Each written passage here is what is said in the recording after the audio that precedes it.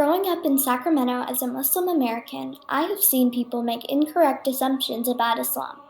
I reached out to several Muslim Americans in my community to help me bring awareness about our faith. My title is Executive Director of CARE, Council on American Islamic Relations, Sacramento Valley and Central California office. And our role is to be an advocate on behalf not of only the Muslim community. I mean, we started our roots in the Muslim community back in 1994, but now we've evolved to be a civil rights organization that serves people from every background.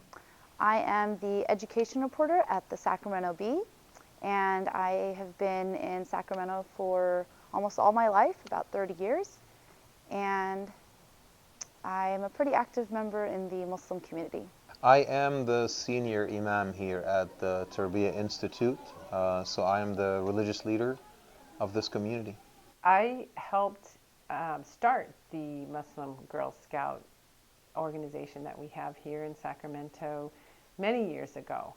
And part of the motivation around doing that is that I have a daughter, and at that time she was in kindergarten and ready to start in the daisies. Sadly, untrue stereotypes displayed throughout social media have negatively impacted Muslims for decades. So I grew up here. I moved from the Bay Area, that's where I was born, and around the time where we first moved here, I was going to Elk Grove Unified School District, and the U.S. had just started war with Iraq, the Persian Gulf War, and my family were Arab American, and that was really difficult as a really young kid. I was like in first grade, and I think I was trying to understand my dual identity of being American and being Arab and being Muslim, and not quite understanding that those things are not opposites. They could exist together. You know, Elk Grove was very different than what it is today. It wasn't as diverse as it is today. My mom at the time was not wearing hijab, and then I think when I was around in 5th grade, she started to wear hijab, and things really changed. People treated us differently. We had neighbors that stopped talking to us. I was a Girl Scout. People wouldn't open the door for me anymore. Certain neighbors that just didn't want to be our friends. And I think that was a really harsh reminder to me as a kid that not everyone likes you because you're Muslim, and some people weren't afraid to show it.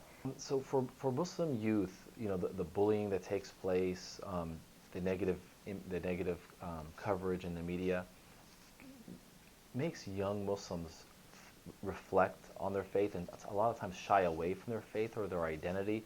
Some of them want to just change their names or just are become ashamed of who they are based upon this coverage. And so unfortunately we've seen, you know, an increase of depression amongst Muslim youth.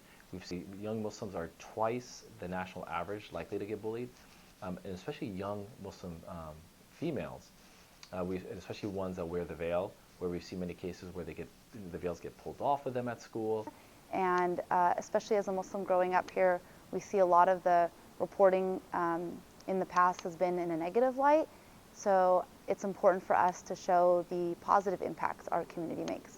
CARE, we believe in empowering the youth, and so we do a lot of school bullying work. At the same time, we run a youth leadership program at the state capitol where we help the youth understand the legislative process, to understand the media, to get to meet elected officials, and have a voice, and realize that young people also have a stake in what's happening all around us, and they have a voice and they have some great ideas.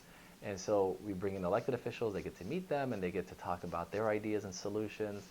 And then we run community organizing programs where we teach young people how to organize in their communities, how to phone bank, how to canvass, and how to make sure that our community's voice is heard and how we can make a difference. I'm also appreciative of those times where things weren't that easy, because it taught me how to be resilient. It taught me to speak up for myself. I've experienced and witnessed things that happened to my parents who were immigrants to this country, and I've seen them stand up for themselves. And I think it always made me want to stand up for what is right. I am the type of person, if I saw someone being bullied, like another, an immigrant or someone, with a disability, I would speak up for them. We had a case where a young girl, 10 years old, she decides to put on the headdress. Her mom's not Muslim, her father is. She decides on her own to do it. And then she's a popular young girl at class, in school, and then all of a sudden she starts getting bullied. And, and it was pretty traumatic for this young girl. So we asked her, said, we'll help you out. We'll go to the school and we'll talk to the administration about how to resolve these issues.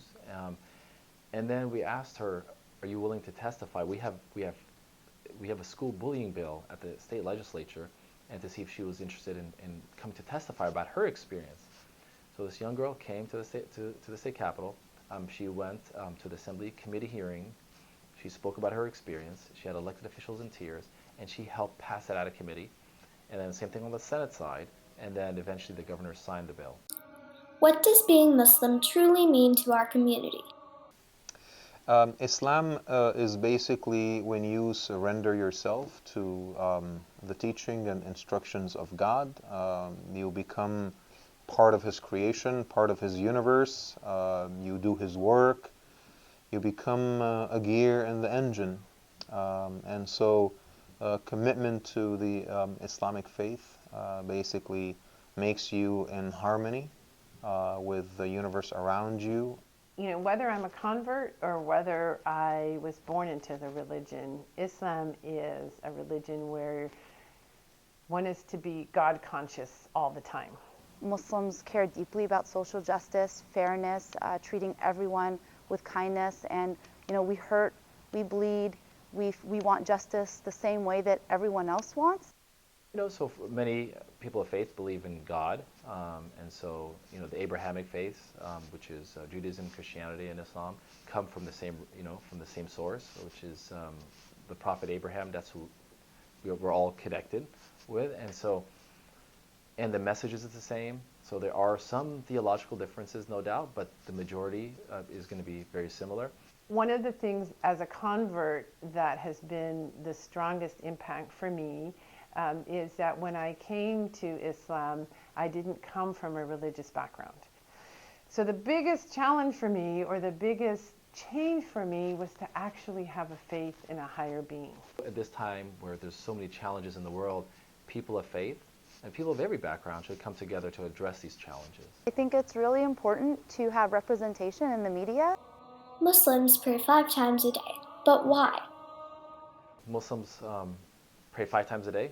So 5 times a day, we take a spiritual break. We stop what we're doing. We get away from our computers, our phones, and we just have this 5-minute, meditation session. When you've prayed towards a certain direction all your life, and you're getting to see that place, and then the instant your feet touch the ground, everyone that's around you is focused on the same thing. They're not caring about their bills. They're not caring about everything else that's going on, your day-to-day work. Your whole sole focus is on worship. The biggest one would be when I went for Hajj, or the pilgrimage, the 5th pillar. And going there, I had the opportunity to go with friends back in 2004. The deepest moment for me then was one time we were in prayer, and this is in Saudi Arabia in the desert. We were in prayer, and it started to rain. Light drizzle, it was cool. Then it just started pouring. And by the time we finished our prayer, the water was up to our ankles. And this is in the courtyard, and we were, I think it was about 4 rows in from the Kaaba. But the fact that everyone around you is so focused on their worship that it doesn't bother them, and they're just at peace. And it was a warm rain, so it was nice. But it just was this, yeah. They say when people know a Muslim, their attitudes towards the faith and Muslims in general becomes much more positive. And I just tell people, get to know a Muslim, go visit their houses of worship. You don't have to call in. You can just go on a Friday to a mosque, whether it's Salam Center here in town, or Tarbiyah, or many others, and just go and visit and just see what they do at the mosque and what they talk about. And you'll see that many of the things they talk about are similar to what other faiths talk about. Islam is not what people incorrectly assume it is. These are not the unfair stereotypes shown elsewhere on social media. This is the truth. We live in a really different time now because, diversity, California's always been really diverse, but not certain parts of the Sacramento suburban communities. And I have been so grateful to see that change over the last couple decades, and it's been amazing. And I'm happy to be here, still living here, because I'm able to compare what it was like then and what it's like now. You know, they say when people know a Muslim, their attitudes towards the faith and Muslims in general becomes much more positive. If you have a Muslim classmate or a neighbor, talk to him, ask him questions about, what their faith is about and all that. And you'll see that there's so many things that are in common with every faith tradition.